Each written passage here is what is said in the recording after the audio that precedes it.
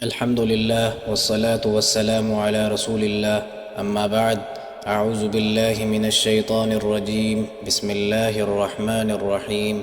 قال رسول الله صلى الله عليه وسلم: اليد العليا خير من اليد السفلى. صدق اللہ العظیم.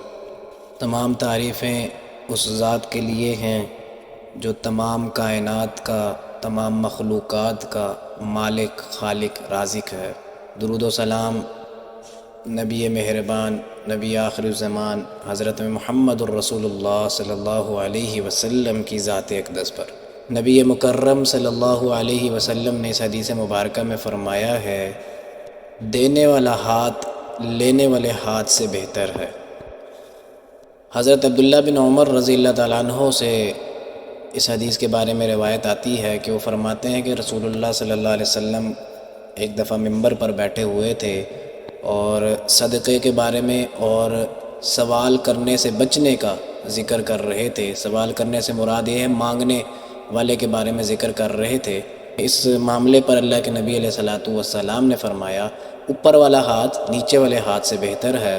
اوپر والا ہاتھ وہ ہے جو خرچ کرنے والا ہے یعنی دینے والا ہے، اور نیچے والا ہاتھ مانگنے والا ہے یعنی لینے والا ہے. اب سمجھ لیتے ہیں کہ اللہ کے نبی نے جو دینے والا ہاتھ لینے والے ہاتھ سے بہتر ہے اس کے بارے میں جو فرمایا ہے وہ کیا معاملہ ہے. کیا شریعت اسلام کے مطابق اور اس حدیث مبارکہ کے سبق کے مطابق بغیر کسی شرعی عذر کے آپ کے ساتھ کوئی ایسا معاملہ آ گیا یا کوئی ایسا آپ کے ساتھ واقعہ پیش آ گیا ہے جس کی وجہ سے آپ کو مانگنا پڑ گیا ہے کسی اپنے دوست سے، بھائی سے، خاندان کے کسی بندے سے، اس صورت میں صرف اور صرف مانگنا جائز ہے. یعنی کوئی بھی شرعی عذر ہو تب آپ مانگ سکتے ہیں.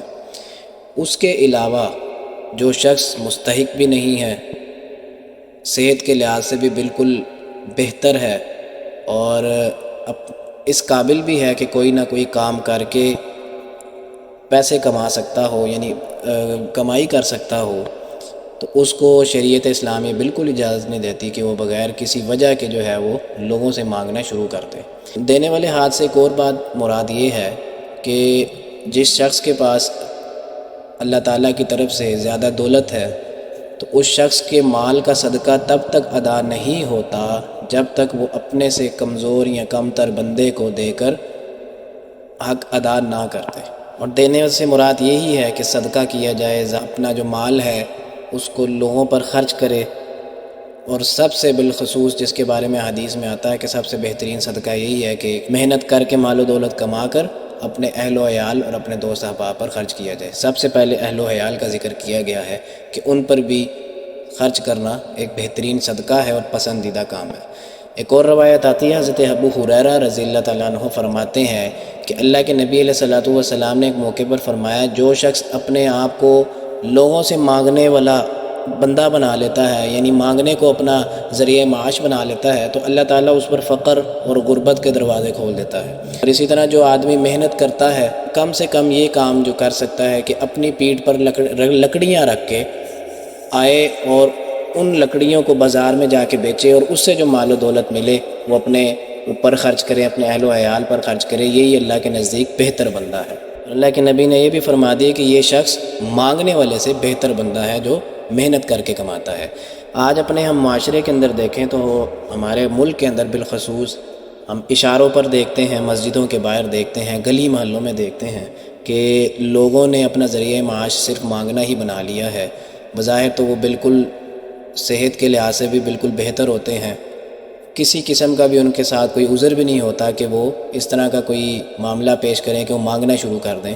تو اس وجہ سے ہی ہمارے معاشرے کے اندر جو ہے وہ غربت بھی زیادہ پھیلتی جا رہی ہے. لوگوں نے اپنا کام ہی یہ بنا لیا ہے کہ محنت نہ کرنی پڑے، اس طرح کا کوئی کام پکڑ کے لوگوں سے مانگ کر اپنا پیٹ بھر لیا جائے. جبکہ اس حدیث کے مطابق مانگنے سے منع فرما دیا گیا ہے، محنت کر کے کمانے کو بہتر عمل قرار دے دیا گیا ہے. اللہ تعالیٰ سے دعا ہے کہ ہمیں دین اسلام کے تمام معاملات کو، تمام تعلیمات کو سمجھنے کی توفیق عطا فرمائے اور نبی علیہ الصلوۃ والسلام کی تمام باتوں کو سچے دل سے سمجھنے کی اور ان پر عمل کرنے کی توفیق عطا فرمائے. وما علینا الا البلاغ المبین.